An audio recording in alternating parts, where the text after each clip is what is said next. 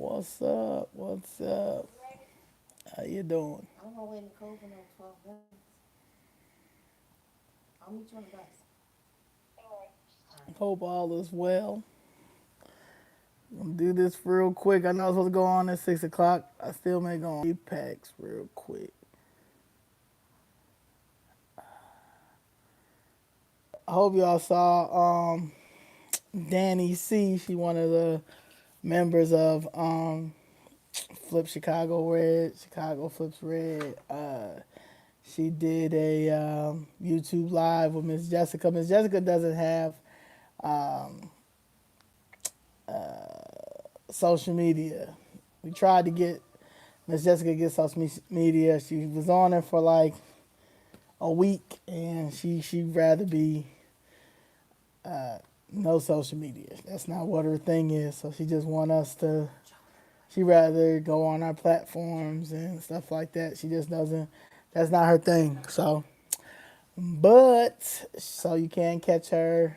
She did something good yesterday with Danny, and then next week, me and Miss Jessica are going to talk about the Disgrace 50 and who's safe and who's not. So we're going to do that every other Friday.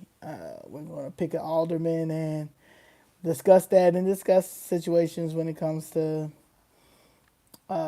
Chicago and Republican Party and Black Chicago and the commitments and all of those things. So yeah, but I had to jump on here about Apex because it was uh, they are a problem, and someone had posted a video of them saying a few things that triggered me. That made me be like, you know what? People always, a lot of black people, a lot of people in general are scared to speak about APAC, and or they feel like you're gonna get canceled and all those things. But you can't be getting canceled. First of all, a person can't be canceled if A, they speaking facts. B, a person can't be canceled if they know that they can't be bought or sold by any of these people. I can't be bought, can't be sold. I'm not going to be a slave to this, and I'm not going to allow any group of people, and including us, including black people, play us. Like, nah.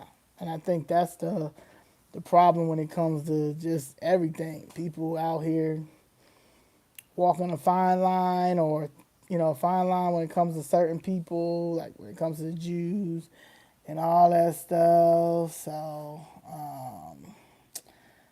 yeah, I don't know how I can remove that lady. I got to remove her. I got to figure out how I can remove that weirdo, because that's a weirdo right there. She's gonna come back. It's gonna be another one. She's gonna go on that one too. So I gotta figure out how to get rid of them. Then she'll probably make more, but that's a stone idiot right there. What's up, Afghanistan? How you doing? How you doing?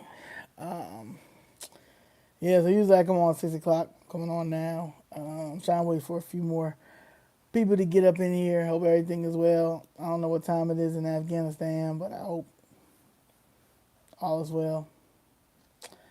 I don't know. Y'all want people to dress up and stuff. I don't know. I got to check Afghanistan rules.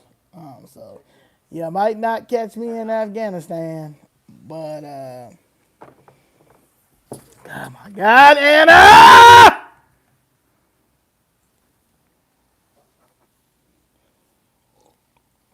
It's my sister. It doesn't matter. No matter what time, if I put my phone right here, it's gonna always fall if she's anywhere in the vicinity. That's just what it is. I love her. A Taliban showed him. Okay, I don't know. You're giving a troll. It's giving a troll. I don't want to. I don't know about no Taliban. None of that stuff. I'm over here talking about some real stuff, sir. Person. Okay. Y'all get, I always want to get, y'all always want to jump on somebody live and it get real weird. Y'all don't even got to get weird, but y'all get real weird. What's up? How you doing? All right, we about to start in about 2 minutes. I always get to about 20 people. That's how I start. 20. Get it going, get it going, get it going. Please like and subscribe. Hope everything is well. Um, yeah. What's up? What's up, dear self? Yes, that's my name. My name is Zoe. Zoe. But yeah, Zoe. What's up?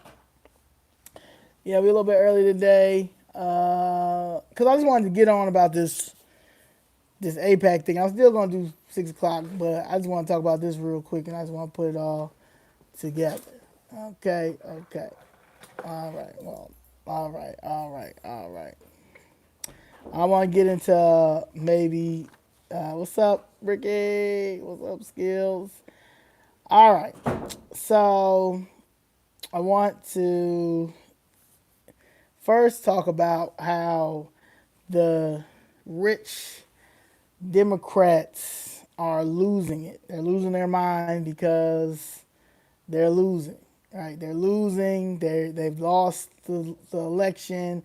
You know, they say they're going out the country. All this. Now I'm trying to tell you, the only reason why they're doing all of this is because they had big money on this election. See, you gotta say people bet on these elections, right? And because a lot of people study black America and black people, you know, and they think because the U.S. Census Bureau has us at our poverty level that keeps increasing and increasing, that we're just never going to get anywhere. So you know it's gonna always be, well, we're gonna vote a certain way. So you know they thought throwing Kamala Harris out there for black people, we were going to take the bait and she was going to win. So a lot of people lost. So a lot of these billionaires and all these donors, they lost big money on this election. So the LinkedIn co-founder Reid Hoffman, he's considering leaving the United States following Trump victory. He spent hundreds of millions of dollars on politics over the last few years, but he's telling his friends and his allies he's weighing his move overseas, according to three people with knowledge of the talks who insisted to discuss private conversations with him. He's declined to have any conversation, but he's about it. But Mr. Hoffman is known for helping to pay for some of the most aggressive private litigation against Donald Trump. And he's worried about retribution from a president who's promised to go after his political opponents, including major Democratic donors. So this is where I find this funny, right? Because why do you feel some type of way if someone comes after you if you didn't do anything? That's number one.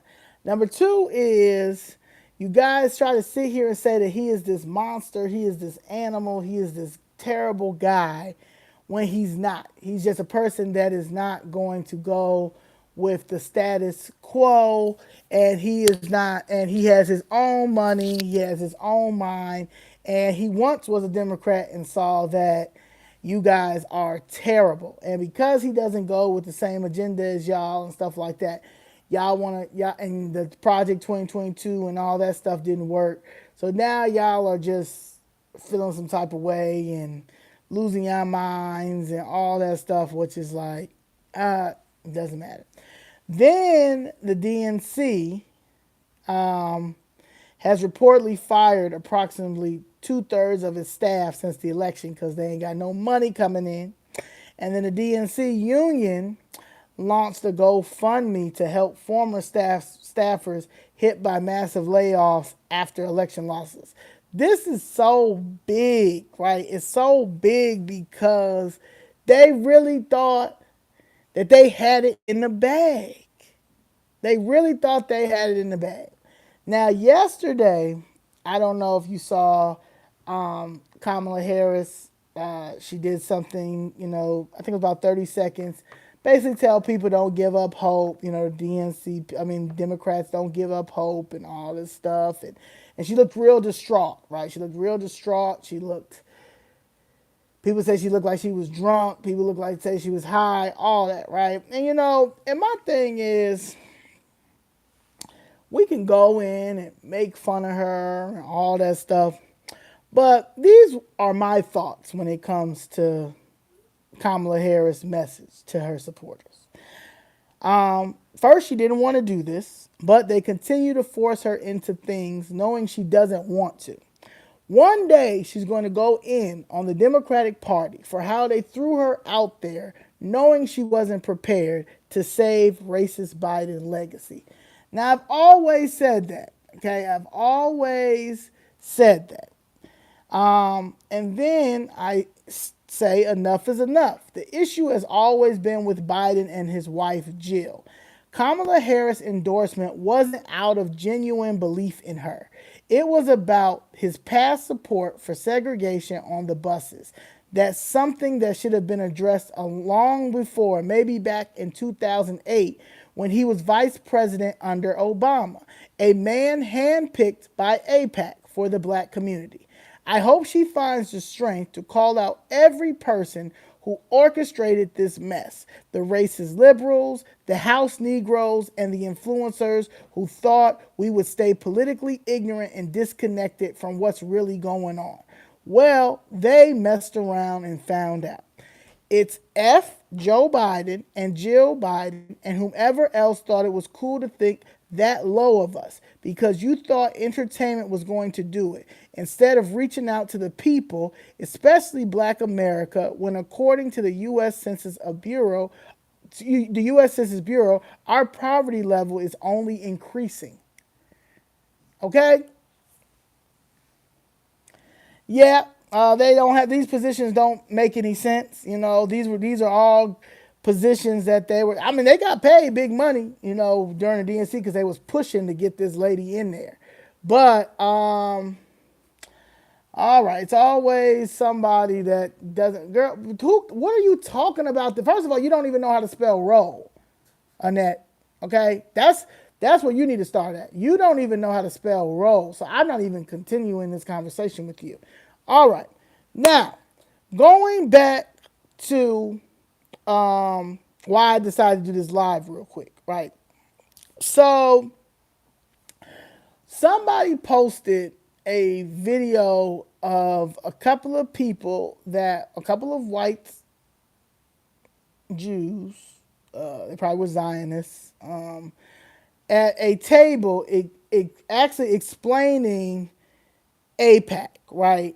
And basically, they say that they have always, when they look for people for APAC, for that the APAC that's willing to endorse, they always, when it comes to African Americans, right? And I hate that word, African Americans, but African Americans, they always look for people that are, they say they start at teenage years, right? Teenage years, college campuses, people who are starting early into politics. That is when they said they start looking for African Americans, and that they have been very successful in their in the picks that they do. Now this is APAC that's saying this, right? And they say that, that's how APAC built their relationship with Barack Obama before he was even in politics. So right there is like,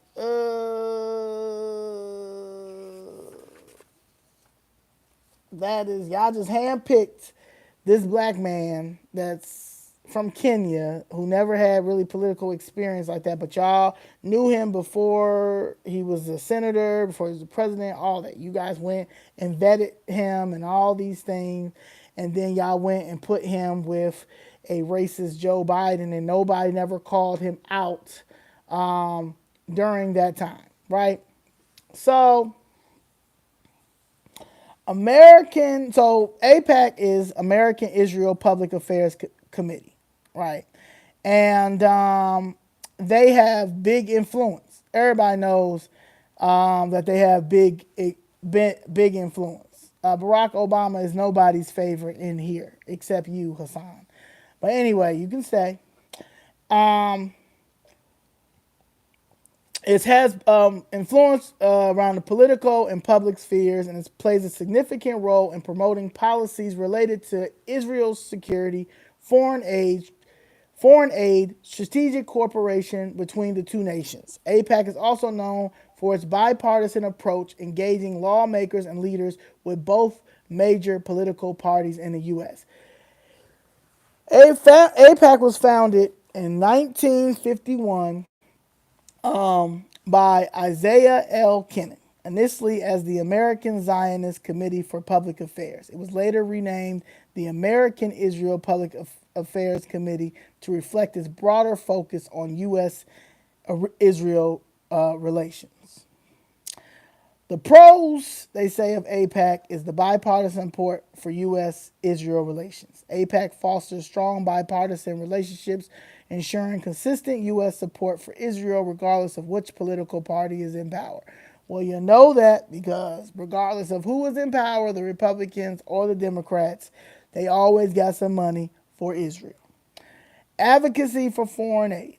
AIPAC plays a key role in securing U.S. foreign aid for Israel, including military assistance, which bolsters Israel's security in a volatile region. Strategic cooperation. The organization promotes U.S.-Israel partnerships in areas like defense, intelligence, and technology, which benefits both nations. It benefits the politics in both nations, and anybody that's in politics, and the rich. Educational efforts. AIPAC educates lawmakers and citizens about the strategic importance of U.S.-Israel relations and organizes policy conferences bringing together influential leaders and speakers. Now, they educate only one side of the importance of the U.S. and Israel relations and their policies, okay? And then they support for democratic values. AIPAC highlights Israel as a democratic ally in the Middle East, emphasizing shared values like freedom of speech, religion, and press. What we don't know about freedom of speech, because they will cancel you in a minute if you say anything that they feel like is anti-Semitic or basically your situation when it comes to anything. Who they got? We got all black people apologizing and threatening to take away the money that they do have. You got Whoopi Goldberg gonna be apologizing to the day she died. You've got Joy Reid who had to apologize. You know, Joy Reid didn't really want to apologize, but she had to. Yeah, they tried to get rid of Kanye West. You know, anybody that says anything that they feel like is wrong, even when it's right, if it has anything that's a negative effect when it comes to Jews or the Zionists or the Israel people, they get you up out of here because they run the politics. So the cons of AIPAC. Some people argue that AIPAC's lobbying efforts prioritize Israel interests over broader U.S. foreign policy goals, potentially leading to imbalanced decisions. That is true. Also, if anybody that is progressively has any type of progressive mindset when it comes to anything that opposes what Israel is doing, like, for instance, people who are pro-Palestine, they will work 10 times harder. If you're in Congress or any elected official, they'll work 10 times harder to get you out. They will back the Republican person who is, or it doesn't matter if it's a Republican or a Democrat, but what I've seen for these last 2 years, they backed the Republican Party up and given them plenty of money. Yes, please like and subscribe. Okay. AIPAC has been accused of downplaying Palestinian rights and opposing initiatives like recognizing Palestinian statehood or addressing human, humanitarian issues in occupied territories. Also, they have supported Israel policies such as settlement expansion in the West Bank, which has been viewed as obstacles to a two-state solution by critics. APAC is one of the many pro-Israel organizations, but its influence often dominates the conversation, sidelining alternative perspectives within the Jewish and pro-Israel communities. So APAC has a lot of money and they will back up people, but they only back up people that is going to continue the conversation of anything that's affiliated with Jews, with Israel. And if you're going to take away from that, they will cancel you. They will don't want to work with you. They will figure out how to get you out of here. And it has worked because nobody has really put them in their place because there really are bullies. APAC are bullies. Anybody that does not go with their agenda is that's where the Democratic Party really gets a lot of their bully tactics from. APAC. Over the years, APAC and its affiliate PACs have supported several black politicians, particularly those who align with their pro-Israel agenda. These endorsements have focused on candidates across political spectrum who emphasize strong U.S.-Israel relations. So they will back you, like Hakeem Jeffries, right? He's a prominent Democrat in Jersey, and Jeffries has been a staunch supporter of Israel and has received backing from AIPAC. He's known for his consistent advocacy for the U.S.-Israel alliance. They will back any black elected official who does not care about the black American affairs. And that is the problem. Okay? That's why we don't have anything in our communities because you've got people like Hakeem Jeffries who will bring out the racism when it comes to I don't know, like you said, the Republican Party. But when it comes to how you are consistently advocating for genocides, because they say it's a genocide going on both parts, you are only seeing the one side. You won't even touch on the Palestinian side because you're getting $500,000 from APAC. That's how you still striving out here. And you from Jersey. So that's crazy. You also have Val Demings, a former congresswoman from Florida who garnered support due to her pro-Israel stance during her political career.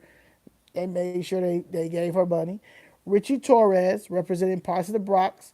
Torres has been vocal about his support Israel and has attracted significant attention from pro-Israel groups, including AIPAC. And then you have John Conyers III. That was a person as well. And then they've learned how to, in the recent years, they are also using the Urban Empowerment PAC. Okay, I don't think not many people know about this Urban Empowerment PAC. So the urban, they like to put the little urban on there, for the blackness, is a super PAC that claims to focus on closing racial disparities in wealth and opportunity by supporting social-oriented black Democrat candidates. However, AIPAC backs the UEA PAC. Okay? That's supposed to be a black PAC, right? But who gives the money to them? AIPAC. So it's basically another NAACP. You know what I'm saying? They just take over everything. So the Urban Empowerment Action PAC is backed by significant contributions from pro-Israel donors, including hedge fund billionaire Daniel Loeb, known for his support of Republican candidates and pro-Israel organizations. People suggest that PAC serves as a proxy for the Israel lobby targeting progressive black lawmakers who are critical of the U.S. policy on Israel and Palestinian rights. That's why they got Cori Bush out of there, and that's why they got Jamal Bowman out of there. But I told both of them, I said, y'all need to worry about that HR 414 bill that y'all was trying to put together about our reparations. Y'all put that bill to the side and start fighting for Palestine. And now, and what did APAC do? APAC went and put money for the candidates that was running against you, and now they're in there, and now you're out. Okay? Because again, you can't work on any other country when you need to work on home. That's how that works. Jamal Bowman and Cori Bush, you know. Okay. Despite presenting itself as addressing issues within the black community, UEA-PAC's financial backing from entities with broader conservative and pro-corporate interests has led some view as prioritizing external agendas over genuine grassroots empowerment. And that's what all this stuff is about. It's about power. It's a game. Dick Gregory been trying to tell people this for a long time. All this is a game, and as long as you got the money to get in here, in the game, it's just like you at the casino. I play Baccarat. That's a game I play, right? As long as you got the money to play Baccarat, you in. Okay? And that is how this works. Now,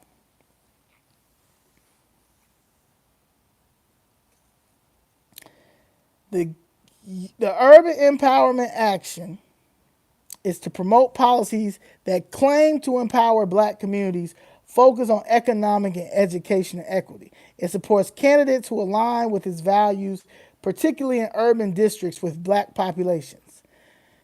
But it's backed by APAC and billionaire Daniel Loeb.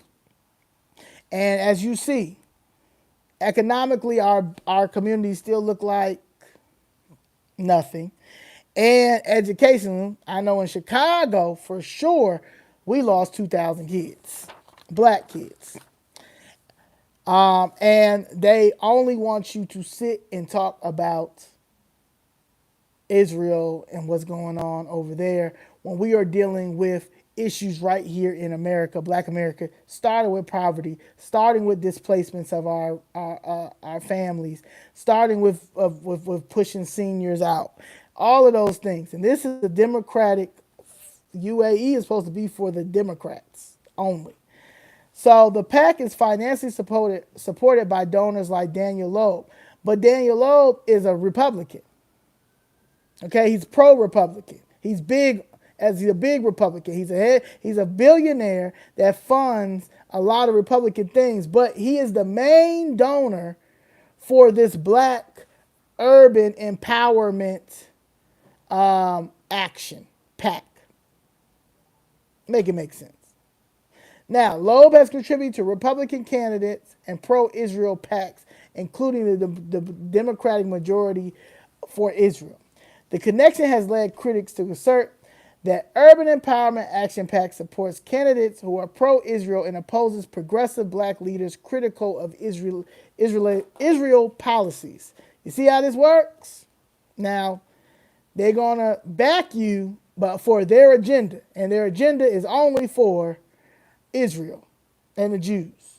And if you don't agree with that, they will put their money together, because you know they got a lot, because they got their reparations for Holocaust, and then they get anything they want because they run America. Okay, they will push you out, and that's what they did with quite a few people. But the ones I know for sure was Jamal Bowman and Cori Bush this year, right? They're part of something called the Squad, and it's always, I'm pretty sure this Javier Arendez, that's somebody that works for the city, because he always comes in and say that same thing over and okay.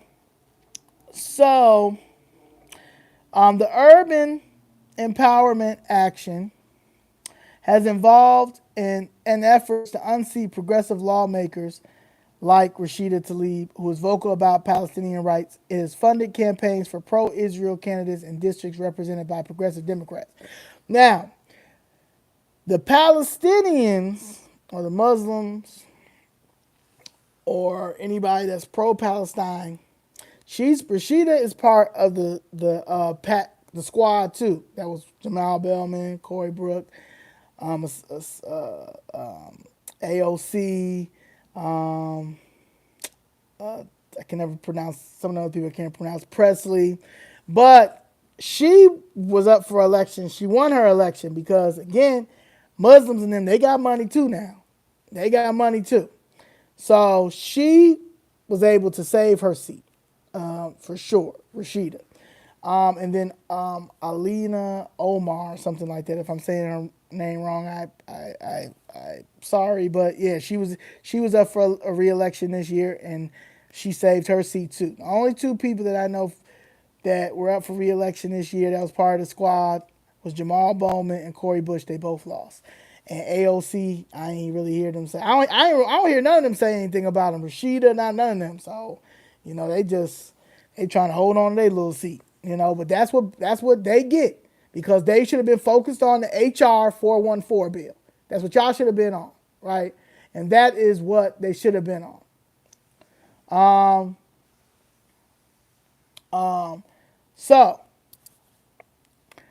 when it comes to the funding, this PAC, the Urban Empowerment Action PAC, the BlackPack, that is another version of the NAACP. This is our generation NAACP. See, the NAACP that was made before I was born, before my mom was born, all that.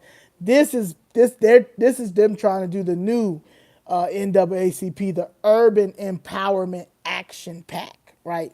That is funded by the Jews. The PAC has received donations from other wealthy individuals and business leaders, while it claims to represent a coalition of black civic leaders. Okay? So, a lot of people argue that the UEA PAC's agenda is not rooted in grassroots activism because it's not. It's not. This is a business thing, and again, they go get them some black trolls or some black house Negroes such as Hakeem Jeffries and others, and they give them almost $500,000 for them to push their agenda. Okay. Its involvement in challenging progressive black leaders has raised concerns because it is undermining solidarity. Now, if you are for peace and you're for trying to make peace, especially with the Palestine and Israel war that has been going on, it's a historical war, then you would not be trying to push out people like Corey Bush or Jamal Bowman or anybody that opposes this war that needed to stop a long time ago, because only one side is getting funded because y'all have a relationship with the U.S. Israel has a relationship with the U.S. and they're proud to say that since 1951 with both sides too, the Republicans and the Republicans and the Democrats. But I want to get into Daniel Loeb because Daniel Loeb is one of the main donors for the Urban Empowerment Action PAC, right? So who is Daniel Loeb? So he's a founder of Third Point LLC, a hedge fund with a reputation for aggressive activist investing. So, and he's known to be this aggressive and pro activist, right? But you aren't you're not progressive when it comes to this peace moment, when it comes to this situation, right? And I don't care, like you say whatever. He's weird. His influence. Loeb is often compared to the fictional Bobby Axelrod from Billions for his intense and combative style in the financial world. In 2017, though, Loeb compared Andrea Stewart Cousins, she's a black political leader, to a member of the Ku Klux Klan. Now, anybody that opposes, um, let me let me break down. Okay, so let's break this down. In 2017, the hedge fund manager Daniel S. Loeb, a significant donor to Success Academy charter schools at that time, faced backlash after a controversial Facebook post in which he accused New York Senate Democratic leader Andrea Stewart Cousins, a black woman, of doing more damage to people of color than anyone who's ever donned a hood. This comment was widely interpreted as a racially charged comparison to the Ku Klux Klan. Loeb later apologized, deleted the post, but the incident sparked calls of his resignation from the Success Academy board and prompted significant criticism of the Academy's leadership and governance. The controversy highlighted tensions over racial sensitivity within organizations tied to education reform. Now, that is what Daniel did, and Daniel still was on the board. Daniel still was making sure, they were still collecting money from Daniel because Daniel is a billionaire. Daniel has a whole bunch of money, okay? And at the end of the day, also, they can say what they want to say, apologize a little bit and be okay with it. Us, we're going to be apologizing for the rest of our lives. That's what the problem is.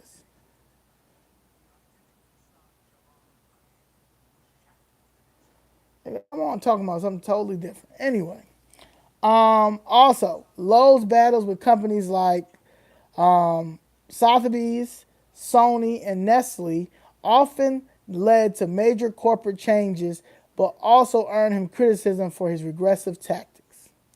He was very outspoken when it came to Barack Obama's policies targeting wealthy Americans.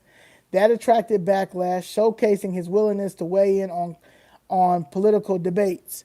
Now, you had an issue, I'm not even rock with Barack, but you had an issue with his policies when it came to wealthy Americans.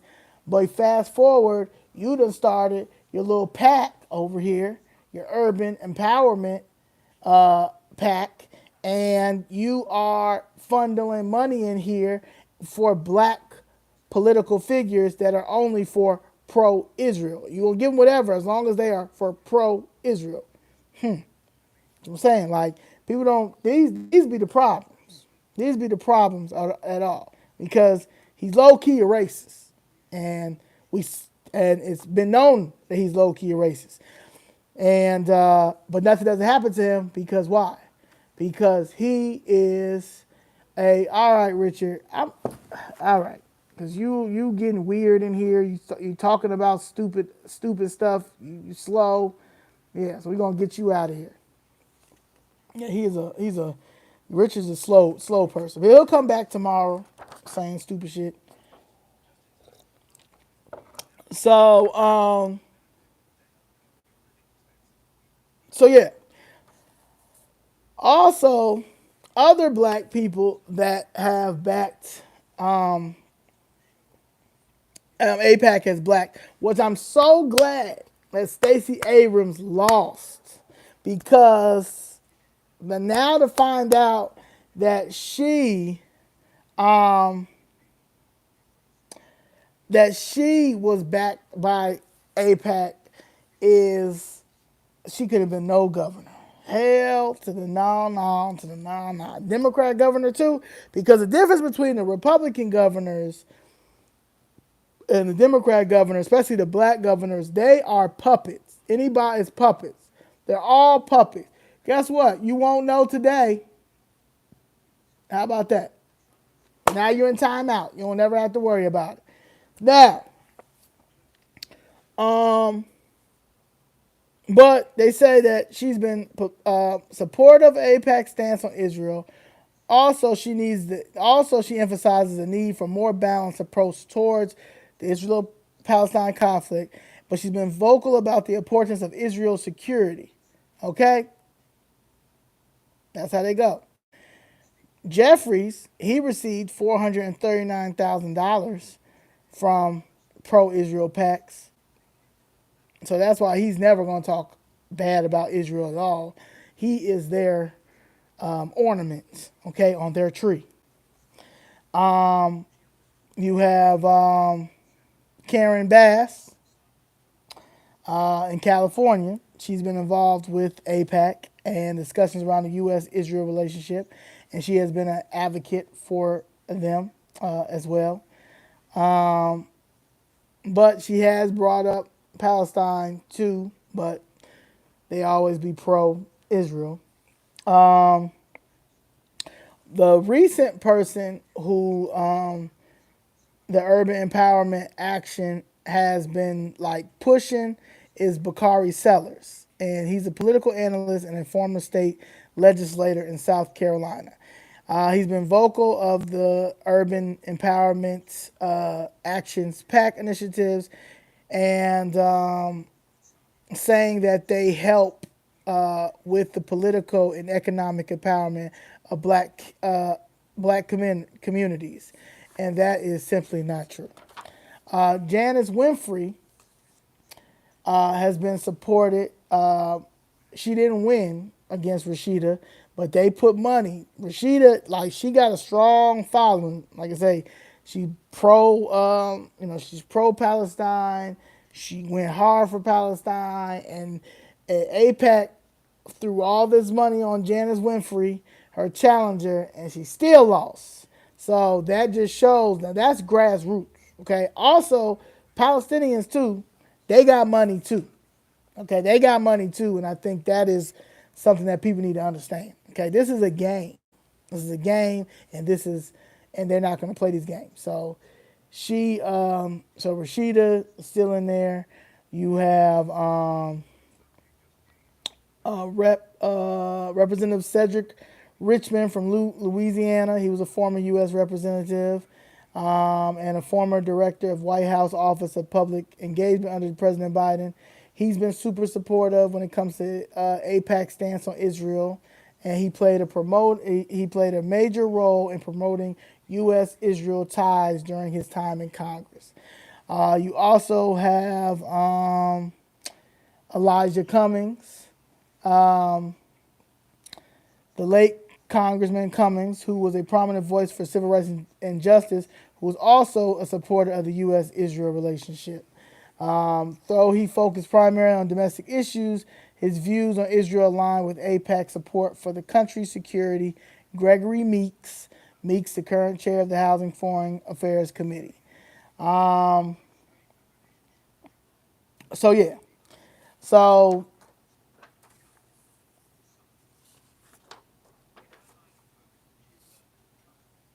oh yeah, let me break this down too.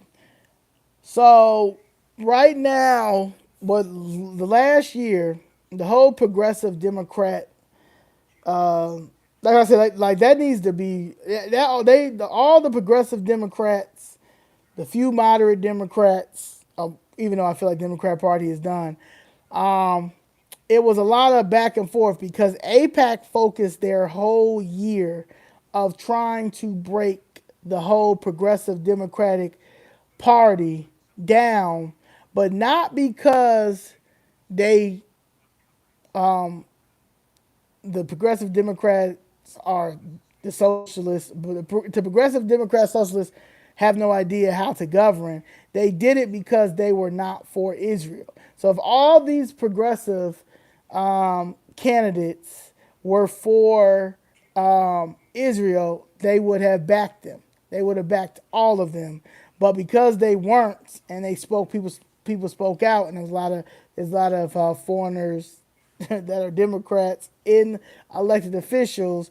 They spent a lot of money trying to dismantle the progressive Democrat socialists like Cori Bush and Jamal Bowman.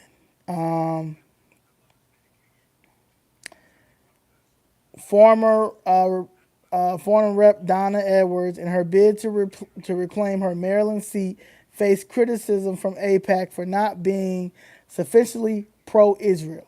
AIPAC attacked her not for her voting record on issues concerning Israel, but for poor constituent services. The implication here is that AIPAC sought to oust a Democrat who did not align with AIPAC's priorities, despite Edwards having a long-standing connection with her district. So not because she was a good good Democrat. She was a good, because Maryland and D.C., I praise those people that are there that are in Congress. Like I said, they different.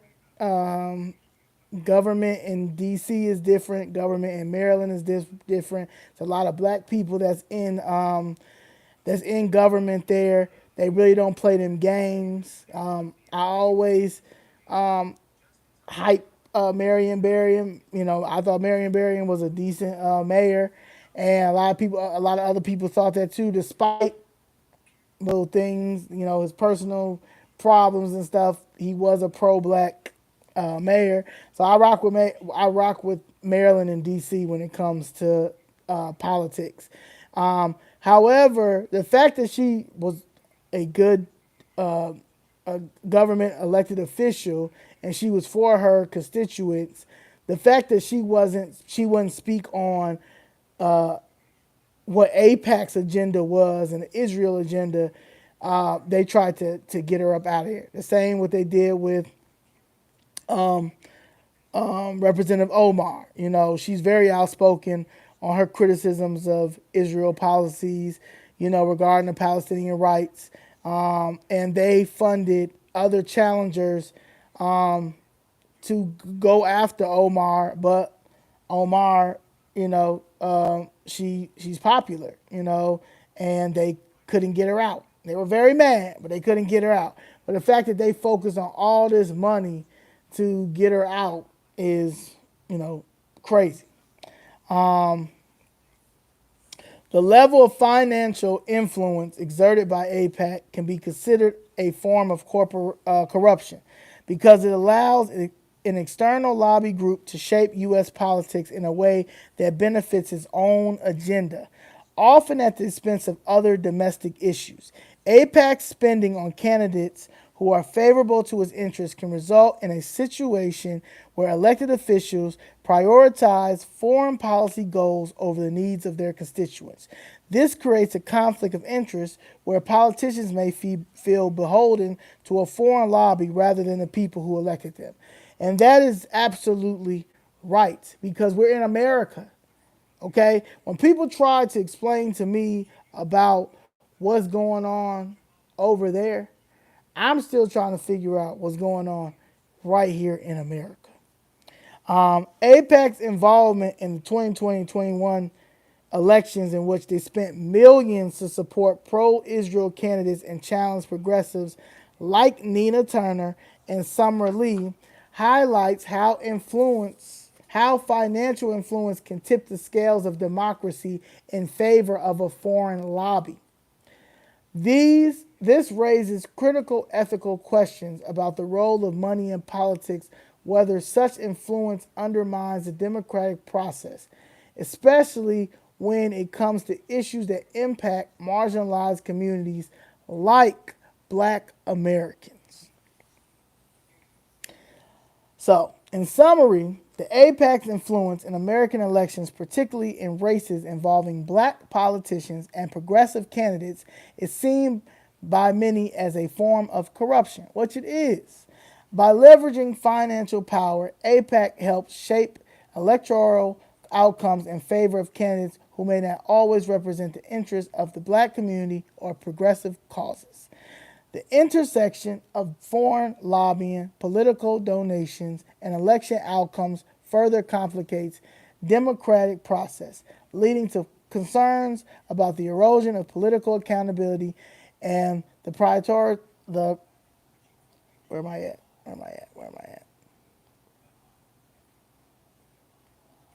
The ongoing debate. How are you? Sorry, I'm not American. Okay. You don't have to be sorry. The ongoing debate about AIPAC's influence highlights the need for more transparency and accountability in political donations. If AIPAC does not support black communities or black interests, supports it does not support democracy in America or in Israel and derails progressive black candidates who fight for black lives at home and human rights abroad. Why are black politicians still taking their money?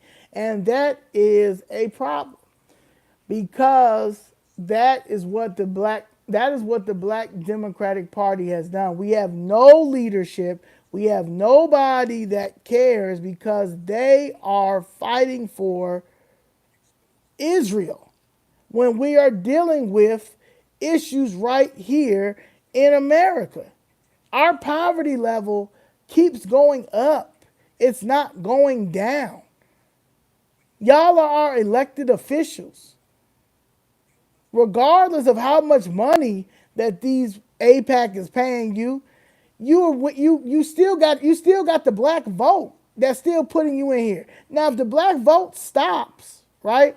If the black vote stops voting for you, even though AIPAC is giving you $500,000 or more than that, some people may be getting more, maybe getting less. If the black vote stops voting for you, you're going to lose the election. That's just how that's going to work. It's going to work. That's how this works. And that's what happened to, Cori Bush and Jamal Bryant. Now, they didn't take no money from AIPAC, but they did not focus on that HR 414 bill. When they brought up that HR 414 bill, right? And that was they had already know how much reparations that we're owed, in trillions of dollars. They gave the amount. Jamal Bowman was he went on a Breakfast Club. He spoke on that. Him and Cori Bush should have stuck with that. They could have said ceasefire, whatever, a couple of times, but they literally stopped whatever that was happening in the black community or what they was focused on the black community and start bringing up the situation when it came to Palestine. And my thing is, a lot of people don't know about the Palestine and Israel conflict. So I'm going to break this down real quick so people can understand, and then I'm going to give you my thoughts. The ongoing conflict between Israel and Palestine is deeply rooted in historical, political, and religious and territorial disputes. At its core, the conflict revolves around competing national movements. The Zionist movement advocating for a Jewish homeland in a territory now encompassing Israel and the Palestinian territories, and the Palestinian nationalist movement seeking self-determination and sovereignty over their lands.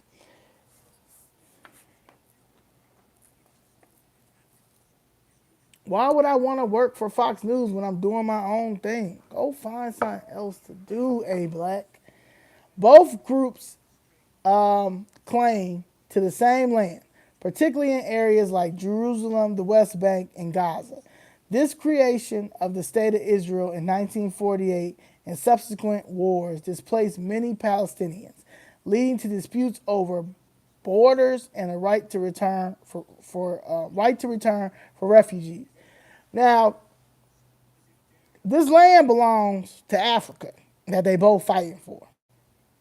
That's number one.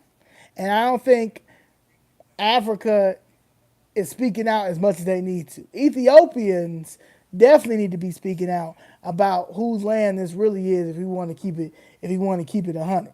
But since they're not saying nothing about it, these people are going to continue to fight over this over and over and over again. Israel's ongoing settlement expansion in the West Bank is viewed by many as illegal under international law and a barrier to peace. This fuels resentment among Palestinians who see their land being taken away. Okay? Their religious significance is Jerusalem holds a religious importance for Jews, Muslims, and Christians, making control over the city highly contentious. Violence from both sides, including military operations by Israel and rocket attacks by Hamas, and a militant group governing by Gaza, perpetuates hostility. Each act of aggression deepens mistrust. The involvement of international players, including the U.S., Arab states, and organizations like the United Nations, have complicated peace efforts.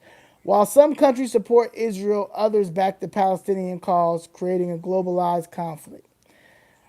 Political divisions among Palestinians, Fatah in the West Bank versus Hamas in Gaza, and within Israel politics make negotiating a sustainable peace agreement challenging.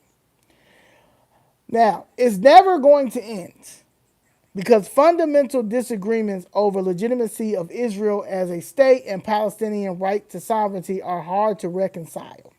Both sides perceive compromises, threats. Okay, the Zionist movement pushed for a Jewish homeland often clashes with Palestinian aspirations for self-rule, creating a similarly unbridgeable divide. While there have been various peace talks and agreements, nothing never happens.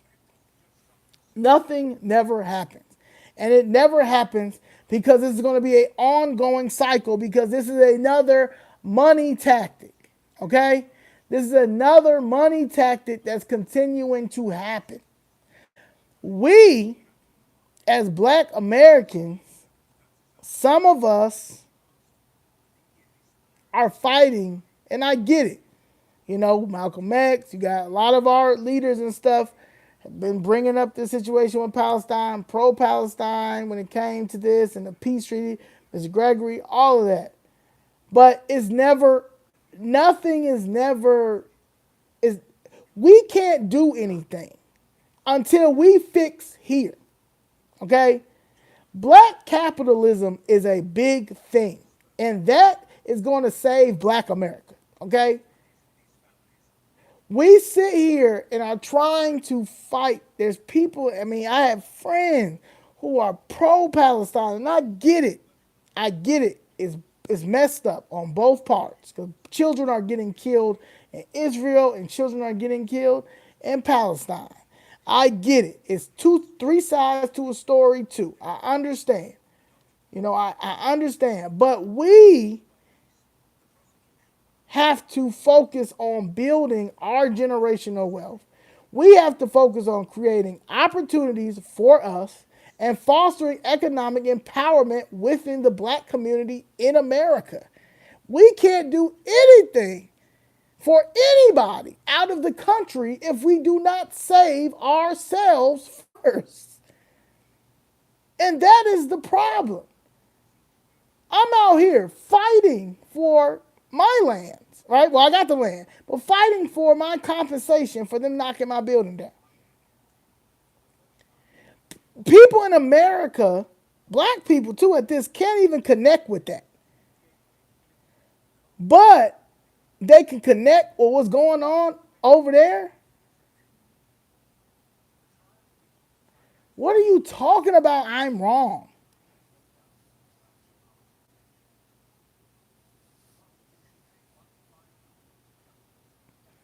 I'm not wrong when it comes to anything. At the end of the day, that land don't belong to neither one of them.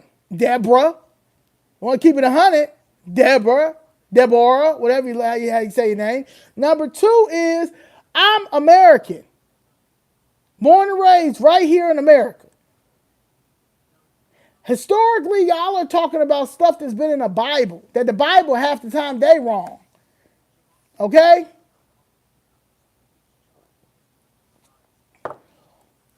I always said if I was ever to become the president of the United States,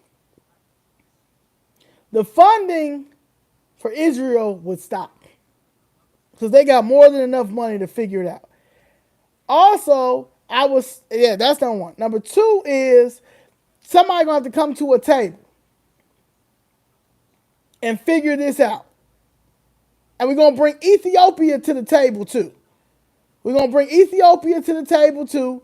We're going to bring some historians to the table too, okay? And we're going to figure out the solution. Now, if they don't want to deal with the solution, then ain't nobody getting funded. Fund it yourself. We're going to get all the kids out of there.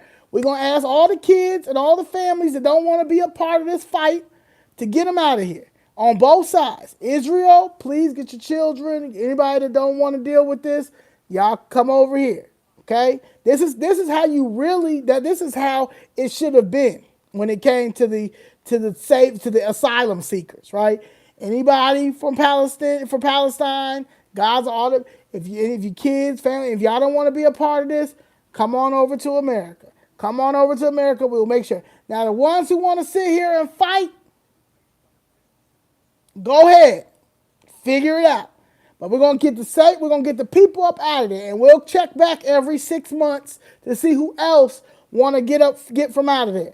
But if you're but us putting ourselves in something when we already dealing with issues in America does not make any sense to me. I don't care how long they've been fighting. It gotta stop.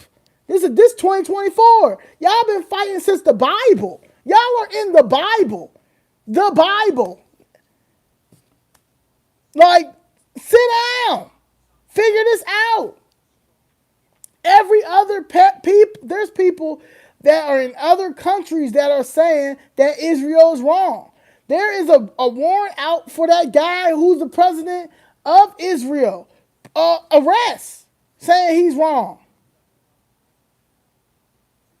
So I'm just saying, at the end of the day, common sense got to happen. But there's children over there on both sides that should not be affected. There's people over there that should not be affected. Why are we still out here? Nobody ain't brought nobody to the table. Everybody need to be at that table. Now, if he don't want to be at that table, if he want to say no, whatever dude is in Israel, no, we will fight to the death. All right. Fine, we ain't giving you no more money though. Fight to the deaths though, my boy. Fight to the deaths. We're gonna make sure these people are out of here. These people are out of here, and that's how this works. We're gonna stop all this right now. We're gonna stop all this right now because the money that we're sending to you, we need to figure out why all our urban areas in America, in the United States of America, is messed up. Why does every Martin Luther King Jr. Boulevard look crazy? Martin Luther King Jr. Boulevard should never look crazy. Should never look crazy. So we got to figure out the money that we continue to give to you, we got to bring it over here. Now, it's not because of blacks. Weirdo, now you're out of here. Hope they deport you and your family. Always some weirdo. So that is a problem. And that's what I'm working on. And that's what we need to work on. We have enough money. America got enough money. Black people have enough money to figure this out. So that is what we're going to be working on. The APAC, we need to leave the APAC in 2024. Okay? And anybody that they endorse, Hakeem Jeffries, anybody that they have endorsed, gave $1 to, $10 to, speak of any of those people, we are gone. If you go on APAC, matter of fact, we're going to go on there right now. Okay? Right, everyone. Everyone. Why would they ever disrespect Martin Luther King Boulevard like that? Every time. Every time. Yeah, they don't, ain't no way. No, we're going to stop that. Yeah, he ain't get, Jesse Jackson ain't kill him for him to our stuff to be looking like this, for his boulevards to be looking like this. No, no, no. Let me see. Let's look at the 15 black, 'cause I know it's 15 black. Ain't that crazy? Jamal Bowman, APAC spent $14.5 million to take Jamal Bowman down. Now that's all we got. That's crazy. Insane, actually. $14.5 million. They have APAC has a Congressional Black Caucus. So these are the people that we will ignore and never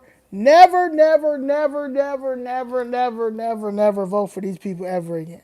They are not for us, okay? Representative Joyce Beatty from Ohio. Representative Chantel Brown from Ohio. Representative Don Davis from North Carolina. Representative Valerie Foushee from North Carolina.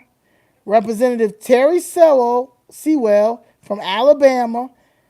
Representative Amelia Sykes from Ohio. Representative Mark Vesey from Texas. Representative Kwesi Mufumi from Maryland. Representative Glenn Ivey from Maryland. Representative Sanford Bishop from Georgia. Representative Lucy Macbeth from Georgia. Representative Nikema Williams, Georgia. Representative David Scott, Georgia. Representative Jim Clyburn, South Carolina. Representative Stephen Horsford, Nevada. Representative Jennifer McClellan, Virginia. Representative Yvette Clarke, New York. The leader, Hakeem Jeffries, New York. Representative Gregory Meeks, New York. Representative Joe Neguse, Colorado. Representative Richie Torres, New York. Representative Emmanuel Cleaver, Missouri. Representative Marilyn Strickler, Washington State. Representative Sheila Cheerfulis McCormick, Florida. Representative Frederica Wilson, Florida. Representative Gabe Amo, Rhode Island. We will not support these people. These people right here, I promise you, will not be able to do anything for black people in their states. They just won't be able to. Okay? They are sold and bought for Israel. Okay? These are Israel elected officials. These are Israel elected officials. None of these black people will be able to do anything for us at all. Okay? Not one of them.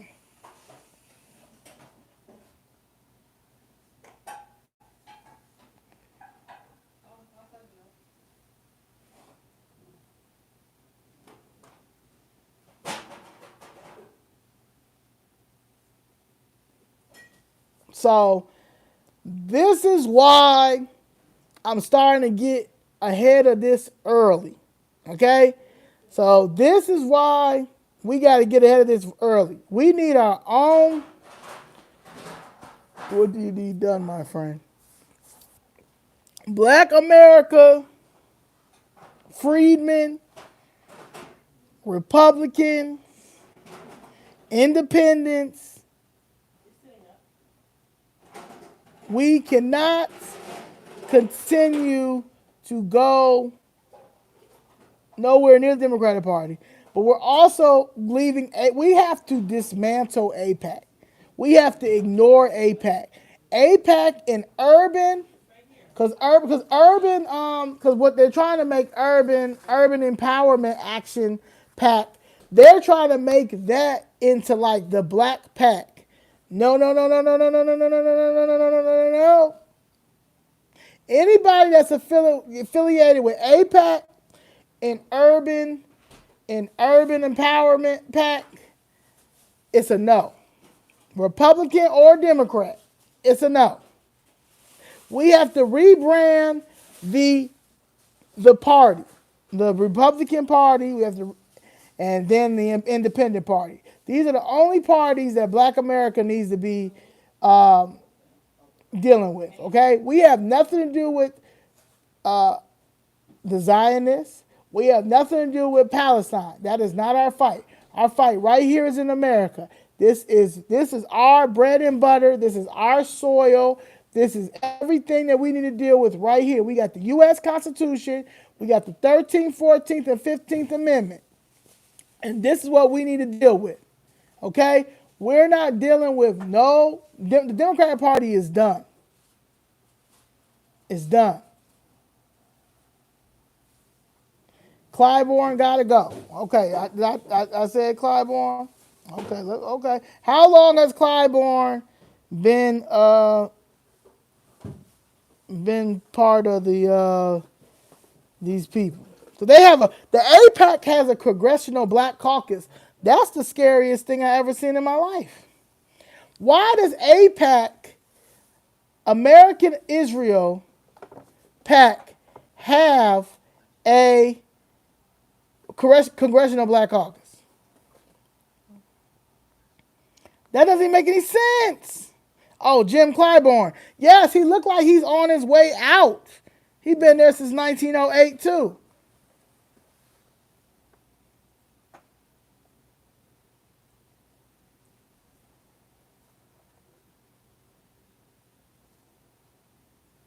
Yeah.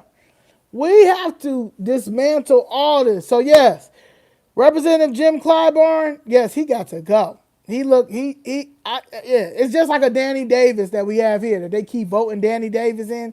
Danny Davis, y'all just keep voting this man in. I know he has a nurse that comes to see him, a CNA that wipes him and everything, and then y'all roll him out and bring him. He can't do nothing for us. This is the problem. This is the problem.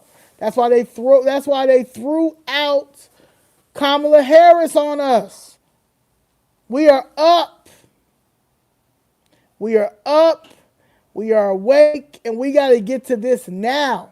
So we got to get to it right now.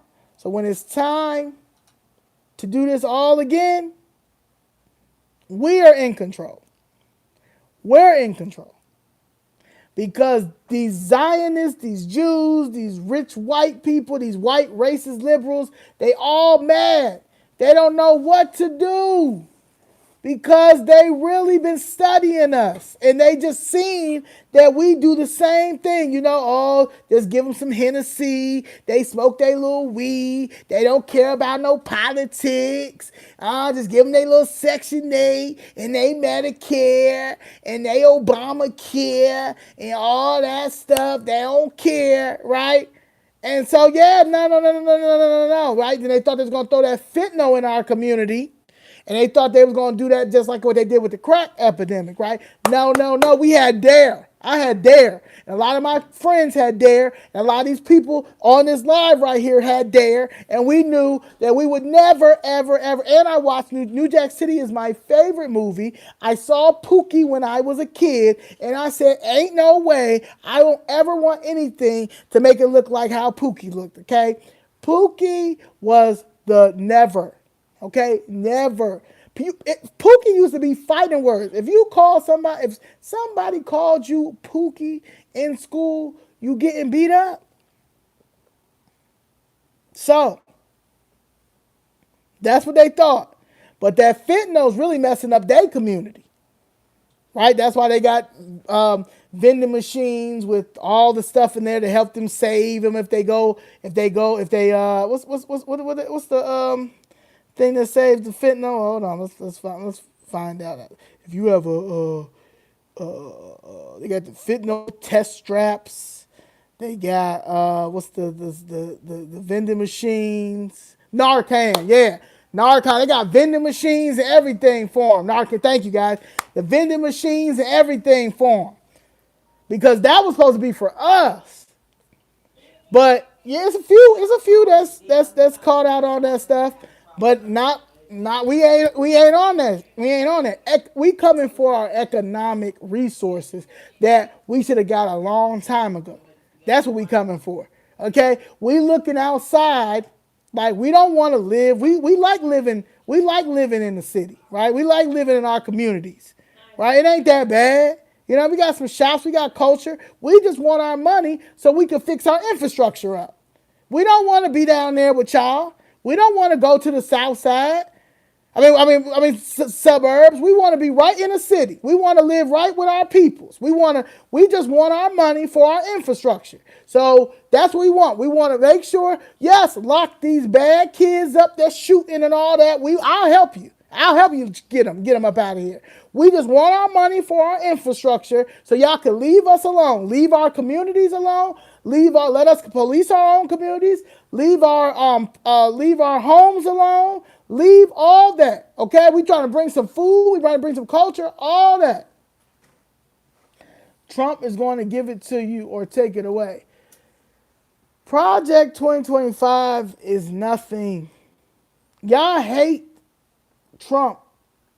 And Trump is going to be the one to do everything that y'all say that he's not going to do. We had Trump before.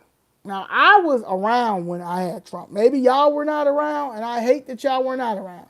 But I was around, okay? And Trump was not bad. So y'all keep the Project 2025. I don't want to hear about none of that. We was living in Project Hell. We've been living in Project Hell for the longest. They kept us in the projects. They contained us in the projects. Okay? They messed up the black family. Okay? They did all that to turn around to make sure these illegal immigrants were brought here and contain them, push us out of our communities and bring them in there and make sure their family is contained. Man, I don't care about no Project 2025. The New Americans plan was the plan that people should have been worried about. The plan that was coming.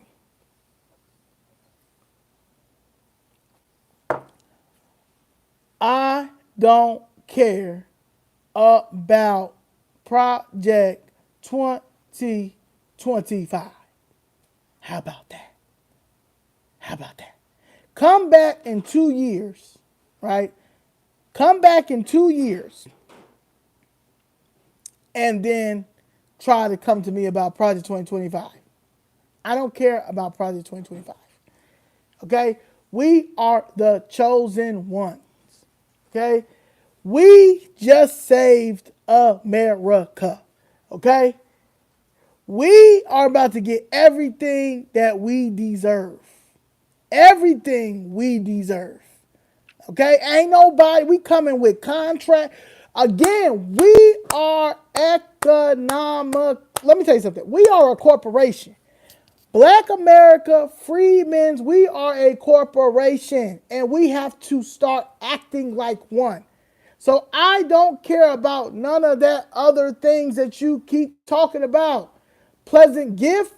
You scared. Take that to the Project 2025. Anybody that's concerned about Project 2025, I'm pretty sure they have other channels. Go over there with that. This channel over here, we don't care about Project 2025. I don't care nothing about Project 2025. I'm over here worried about we're over here figuring out something else. Okay, what I haven't. I can't put it out there yet. But yes.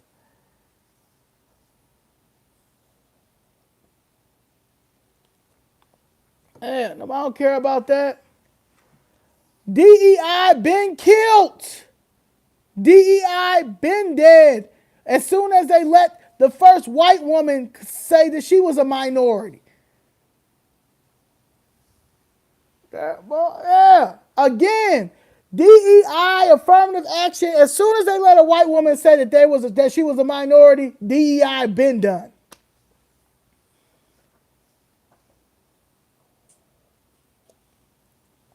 Care about no that?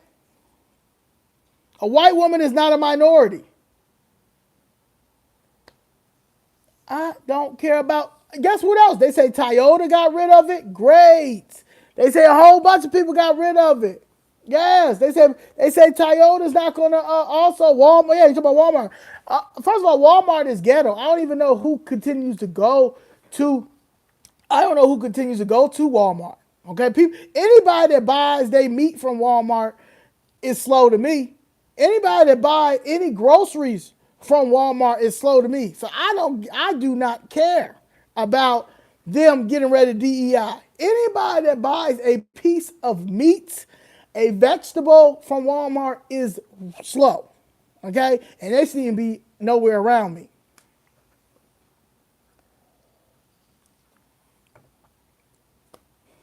Yeah, if any of you guys for Thanksgiving has got any of your meat or your turkey or anything from Walmart, please don't invite me over. I don't want anything from you.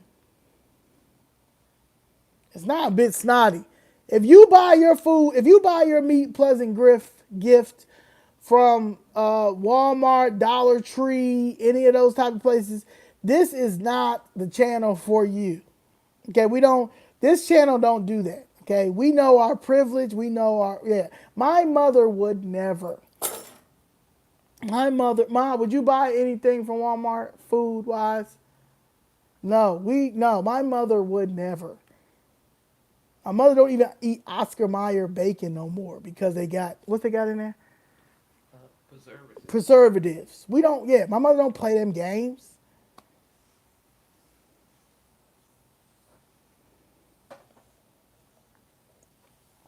I love chicken curry.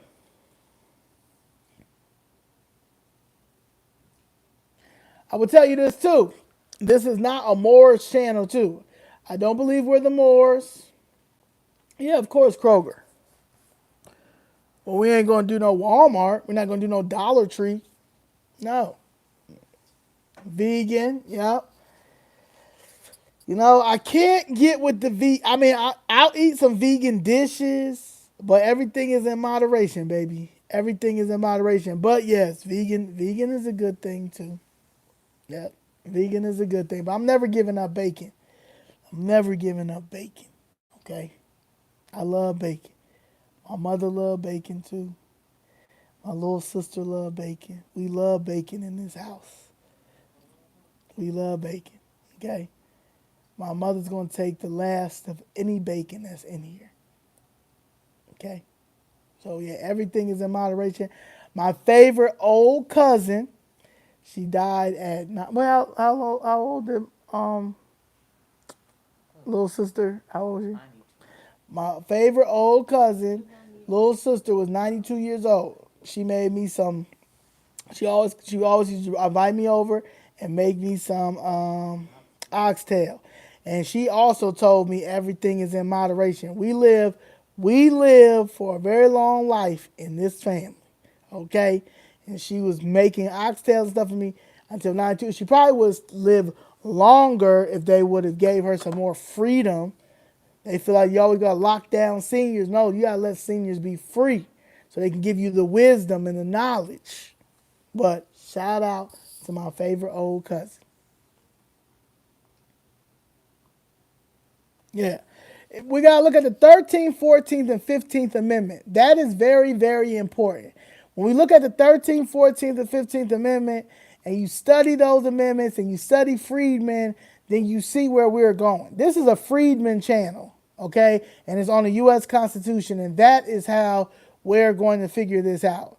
I cannot think about any other, the Moors and all that. I'm not saying, that if that's what you guys identify as and stuff, that's great. But that's not this channel. This channel is Freedmen, Black American channel. This channel.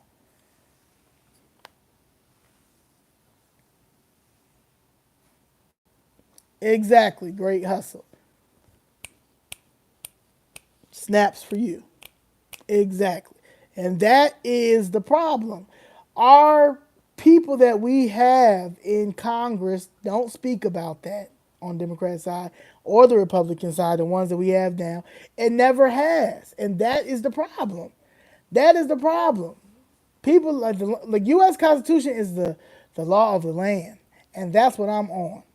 And that's how this is going to work. And this is how it is. And this is what we're going to push through. And we got to get our contracts, and we got to understand also we are a corporation.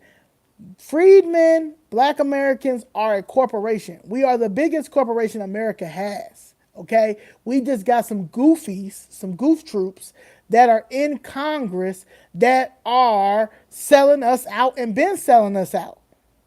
You don't need a political science degree or a degree for common sense. You need somebody that if you love your peoples, you love who you are. I love being black.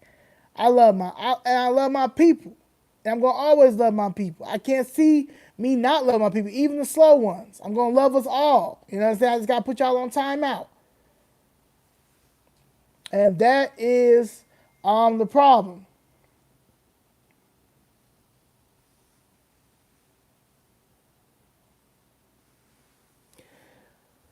They're not gonna change it. Let me tell you why they're not gonna change the Constitution. I'm gonna tell you why they're not gonna change the Constitution. And this is where black people just get too deep, and y'all don't have to go all the way down to the bottom of the ocean because you just want to go down there. Okay, you could be right up here with these white people that do the bare minimum and get everything. They're not going to change the Constitution because of the Second Amendment.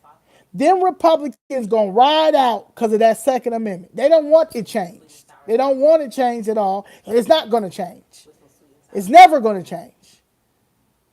And that's just what it is. The U.S. Constitution ain't going nowhere. All right. How about that?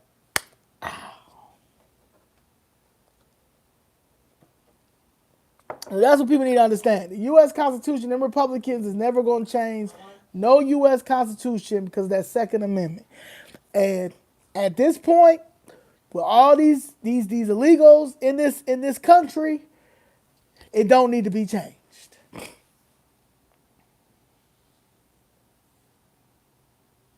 As a Caucasian, we never talk about race. I know that you're not a Caucasian because Caucasians don't even use Caucasians. You don't even use the word Caucasian. So I know you don't. I know you're not a Caucasian. Crazy Adventures and Reviews. You probably an Indian that identify as a Caucasian.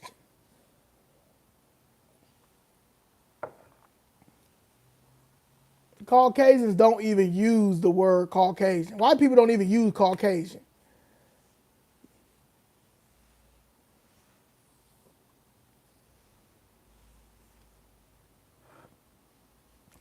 I think the name is Abib Beep. Abib. I think it's from the poorest part of India. My family and friends, we never talk about race ever. All right, Caucasian. Bye, Caucasian.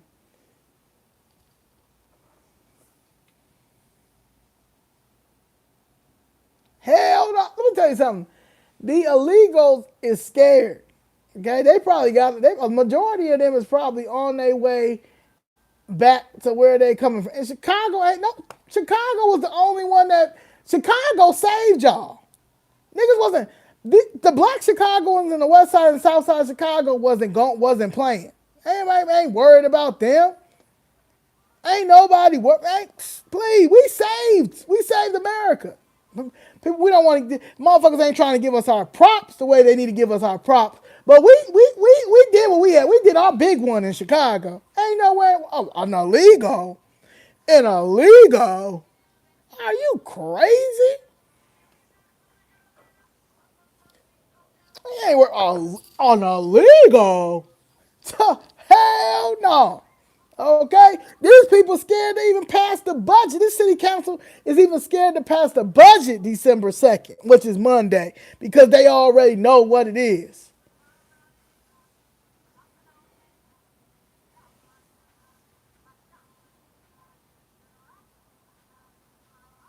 Whoa, whoa, whoa. Let me tell you something. If you feel like the Hispanics saved America, then you also, this is not the station for you. Nigga, that 8% was a mighty strong 8%. Was a mighty strong 8%. That 8%, if it wasn't for us, she would have got in office. So take that over to wherever you're Hispanic, go over there with them. Okay, go get your tacos and whatever you're having for Thanksgiving, go over there. That 8%, That mighty 8%. The city of Chicago almost flipped. The state of Illinois almost flipped red. You crazy as hell. If that 8% did not vote, she would have probably got in office. That's what they. That's why our people so mad at us. That's why our people. That's why our people are so mad at us. Because we divided the vote. We divided the black vote. That's why. That's why you got all these people mad. We're black women. I'm not gonna do anything. We're not gonna have sex. We're gonna shave our heads off. Y'all doing all. We're gonna shave our hair off. Bye. Shave your hair off. Shave your hair off. Don't have sex. Whatever you want to do.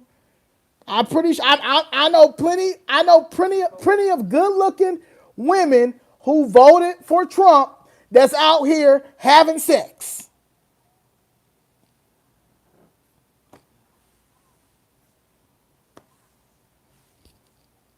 Doesn't make any sense.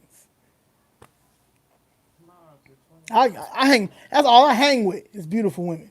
Okay, and they voted the right way. The black immigrant citizens, what should they be doing? Minding their business, you know. If they smart, know how to sit in the house. Don't go nowhere. Be in the house for the next 3 years. They know how to. Let me tell you something. Black in general is smart, but if they're a black immigrant, need to not come out. Need to not come out. Stay in the house. Okay, to mind their own business. Okay, that's what they need to do. That's what I would do.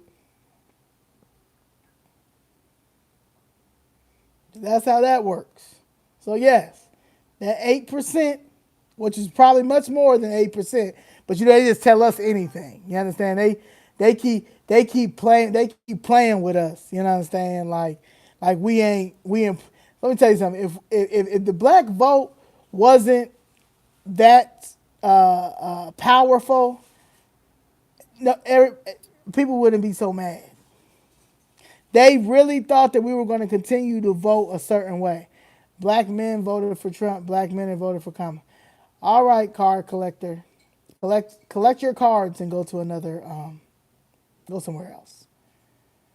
I know what we did in Chicago. How about that? I know the people always say the local and the state is the most important, right? And I know what we did in Chicago, and we set this place off. Okay, we set it off in a matter of a year and a half, but a matter of a month. A month we went, got us some shirts, because we already was talking about it, but we got us some shirts and went down there, and it went crazy. The last minute voters did what they had to do. Either they sat at home or they voted Trump.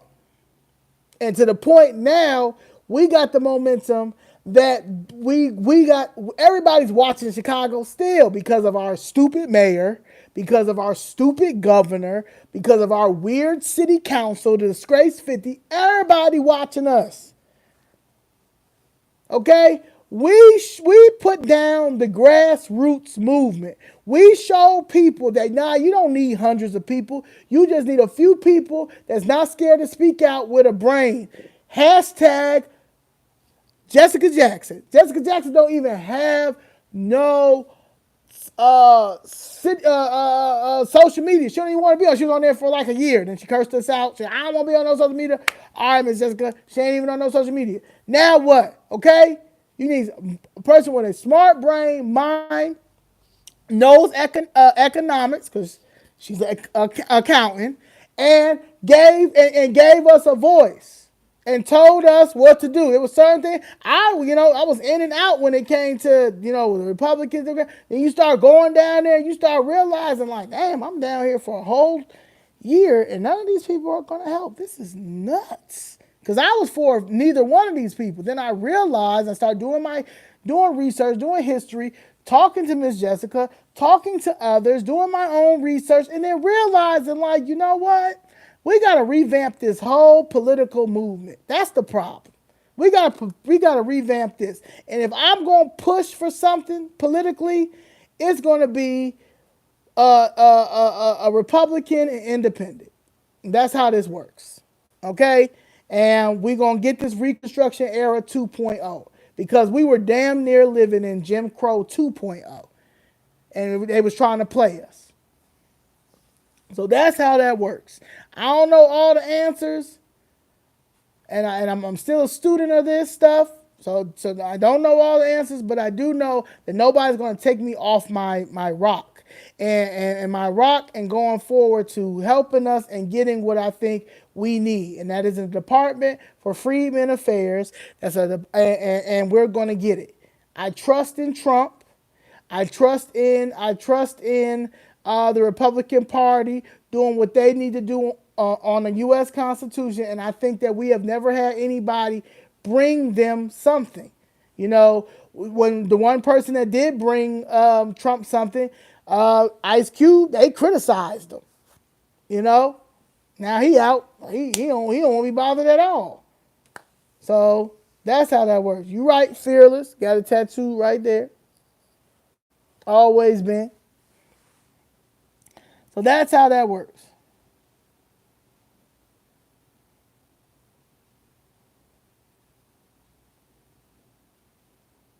Yeah. They did too much. You know, I think last year, let me tell you what they did. So, you know, they have their Mexican day, you know, the Mexican day, you know, and they go crazy every year. But the last 2 years, I think it just got personal. It got personal to me because, like, ain't no way in the world they could just mess up the city like this and nobody don't say nothing. Like, that irritated me like crazy, right? But then one of my favorite DJs, and he's Mexican, Mexican Independence Day, he says you can't tell a person how to celebrate their Independence Day. And he absolutely right. He absolutely right. You know, and my thing is the fact that these people are coming over here waving their flags, doing all this stuff, when we dealing what we dealing with is because we don't have no representation, right? We have no black representation. We got nobody that's riding out for us. And that's what made me be like, yeah, y'all, yeah, we're gonna hype this down. We're going to hype this down. Now, this year they put them in the park to try to contain them, but they still was acting a fool out here. Now, we don't do that for Juneteenth. We don't do that for Black History Month. We don't do none of that. But we celebrate with them for Independence Day, which is crazy. Mexican. We celebrate their Cinco de Mayo, which is nuts. You know, because we backwards out here. It don't make any sense. And then when you try to explain it to certain people, like even some of my friends, like, what the hell you inviting me out for Cinco de Mayo for some tacos? Why? Nigga, you can't even sit down with me when I go down to City Hall. You want me to celebrate Cinco de Mayo when they don't even want to celebrate Cinco de Mayo? They trying to get that day off. And I'll be damned if America get into that day off. So that is another reason why I had to get in this fight. Nah. But they ain't going to never take that day off because we make them $1 billion in tacos and margaritas. We make them more money for Cinco de Mayo than we do for our own month of Black History Month. That's how I know this stuff is BS. And I'm not going to tolerate and deal with it no more.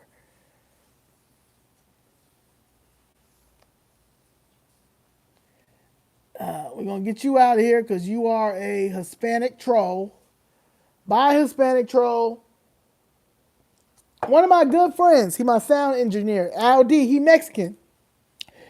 I was like, man, Cinco de Mayo coming up. He was like, I don't even know why people, he said, you know we don't want, you know we want that day off. And I'm like, what, y'all don't want to celebrate? He said, no. That day is what he said. He doesn't even understand why, you know, America celebrates it. He said, we want that day off. And we out here, I mean, getting outfits. We get outfits for it. That is insane. Yeah, we got to prioritize freedmen. And that is what this is, and that's what we're going to do. That's what we're gonna do. I got a whole we're gonna do a whole rollout. We're gonna reintroduce Freeman. We're gonna reintroduce Freeman, and anybody that has an issue with that, we just gonna move them over to the side. We're gonna reintroduce Freeman.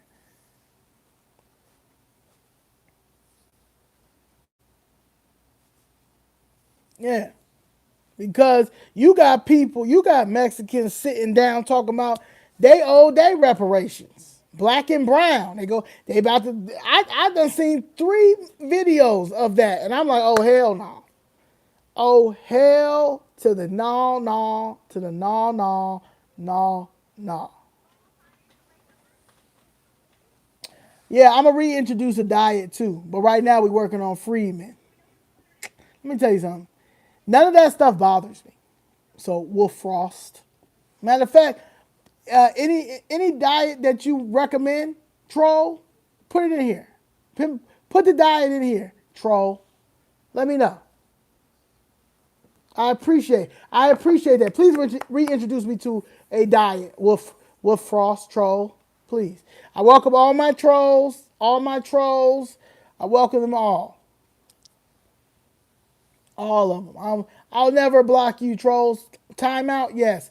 But I'll never block you, trolls. I'll never block you, trolls. Please give it up for Wolf Frost. Glad that he's here. And he's going to give me hopefully a diet plan so I can use Wolf Frost. Please. Waiting for you. I got 5 minutes. Got 5 minutes. Got 5 minutes. So please put it in there.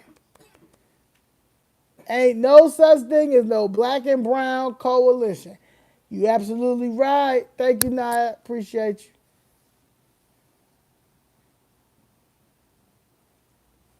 You'll take the anti-lynching bill. Oh my God. Get out of here, Trade Rolly.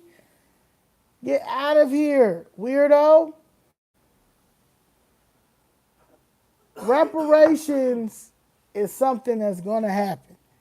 We got an anti-lynching bill that does not do anything. They finally gave it to us. Emmett Till was lynched how long ago? They just gave that to us to make us shut up for a minute because, again, they've been studying us for so long, right? That's why they're so irritated and upset and don't know what's going on because of how the election went. Because the election was, they just knew that we were, oh yeah, we're just going to throw her out. Yeah. Those niggas are going to vote for Kamala. Just put her out there.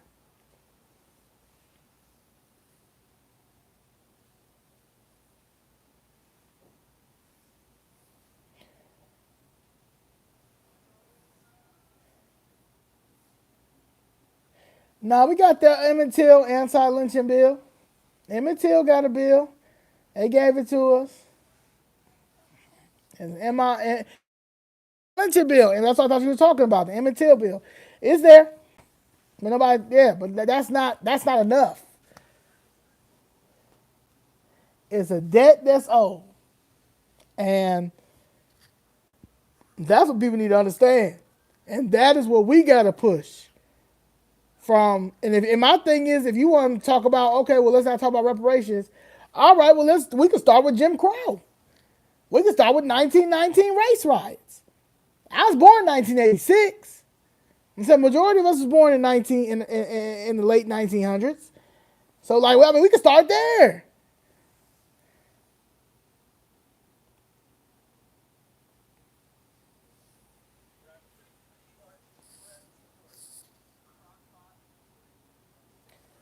Yeah. Now, that is what I'm with. Segregation now, segregation tomorrow, and segregation forever. You're absolutely right. I have no issue with segregation. That's why the situation with them pushing these illegals in our neighborhoods in Chicago, that's why it went so well here. I mean, as far as when I say went so well, as far as us pushing back, because Chicago is still one of the most segregated cities. So you pushing those illegals in our community, niggas was like, hell no. And that's when Black people showed up and showed out. It started with Natasha Dunn. They were trying to put him in the South Shore High School. Y'all done closed the South Shore High School down. A lot of people went to that high school. Y'all done closed this high school down, but y'all gonna open it up and put some illegals in there? Nah, never. So yeah, that's how that works. But black capitalism is a real thing, and we cannot stop from. And there's nothing wrong with being a capitalist, or nothing wrong with capitalism, because we have yet to get what we are owed. Now you went to South Shore High School, exactly, and they're gonna close South Shore High School, but then open it up for some illegals. Natasha Dunn and them said, hell to the nah nah, to the nah nah. That's how that works. So yeah. So that's a beautiful thing that happened in Chicago. And the South Side and West Side came together. Black Chicago came together. You got Chicago Go Red. That's P. Ray. You've got ex-cons for Trump.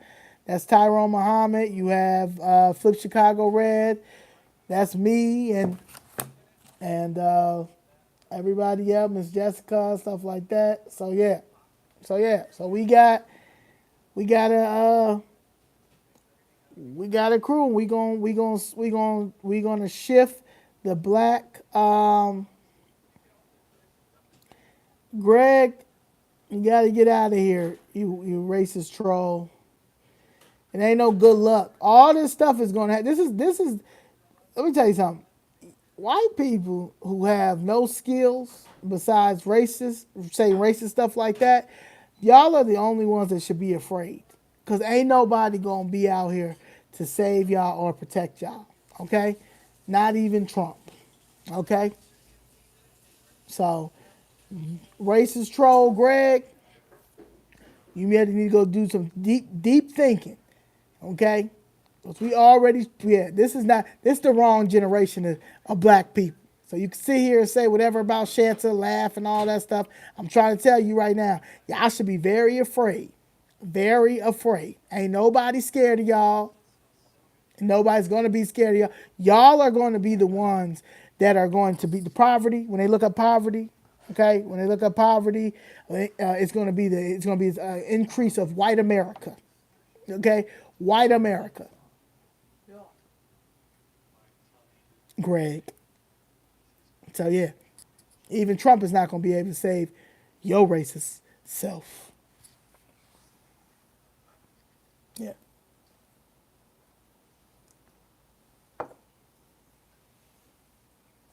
We must not be the ones that they're. Yes, exactly, and they're not, because we are the Bank of America. We are a corporation, and we're going to come as a corporation. Okay, we're going to get all of the house Negroes out. We're going to get all the weird racist people like Greg and them up out of there, and we're going to be fine. That's just how this works. All right? All right. Now, I'm supposed to come back on at 6 o'clock, so I got to get out now. Get off now. Do you realize how much America owes Black America? We ain't taking millions. We talking damn near in trillions, especially our black investors. Yeah, we're going to take our communities back. The best thing that the government can do, and the local government and the federal government do, is to give us our money for infrastructure in our communities, and we have everything. We have everything that we needed for the Reconstruction era back then. We have now plus more to build our communities up. And that is something that the Democratic Party really does not want.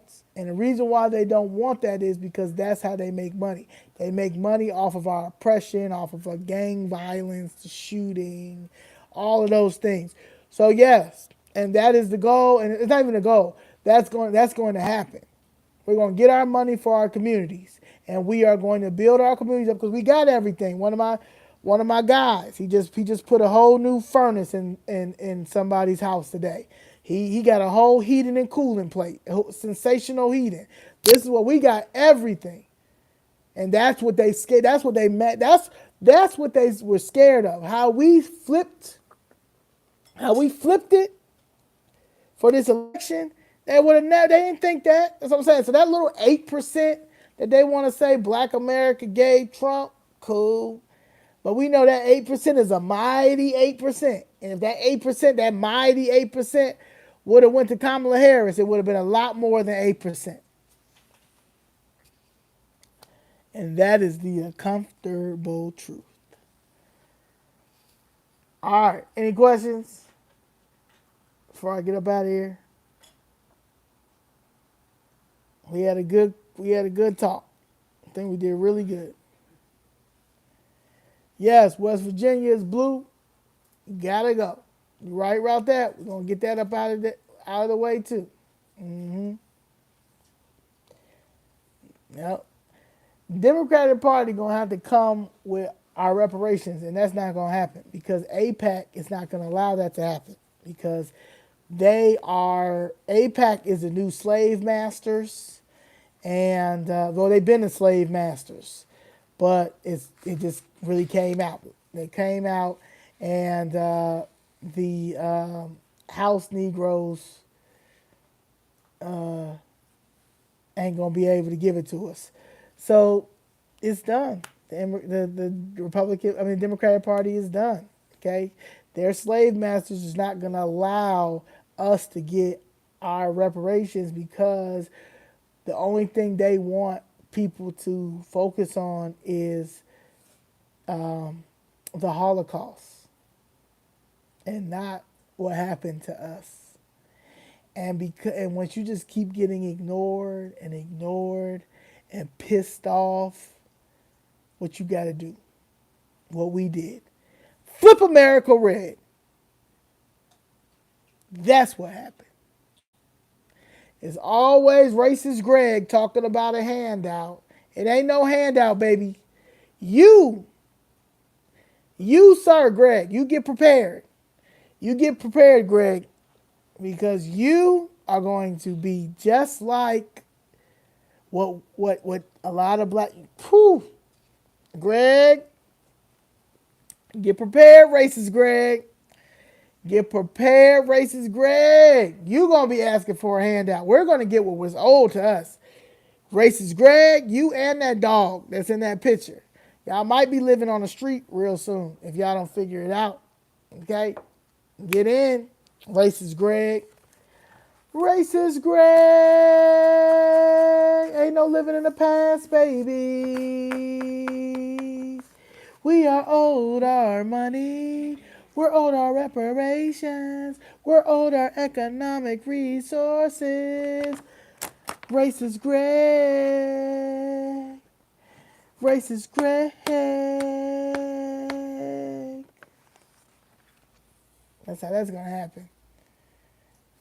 Okay, America built, let me tell you something, Black America built this country. It's our soil. This is our soil. This is us. We run this. So racist Greg, Caucasian, European, whatever you want to be called, figure it out. Trailer park trash, whatever you want to be called, figure it out.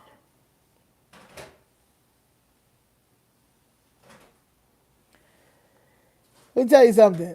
Y'all really think with that DEI and that woke thing, y'all really feel like crying racism. Racism is still here, baby. And until we get our economic resources, it's going to always be some racism. But we're going to get it. We're going to nip this in the bud real quick, okay? Because, again, the Republicans got 4 years. They ain't got 4 years. They got a year and a half to start talking about our economic resources. And the way how I know them businessmen that's going to run the White House, they also know that we are a corporation. They also know that they want to keep the power in that White House. They're going to take care of us as far as You racist Greg and anybody else that think like you, I don't know what's going to happen with you.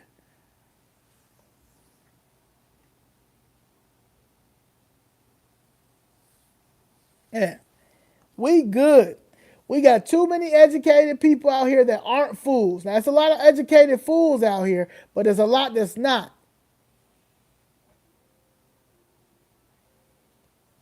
Okay? And it's a lot of people that also are pro-black. There's like you could be pro-white.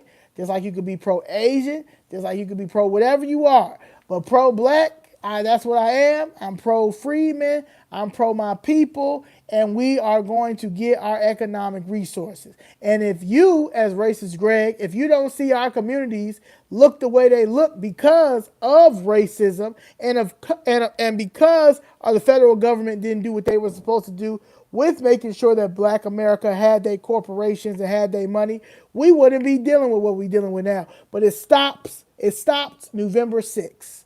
That's what happened.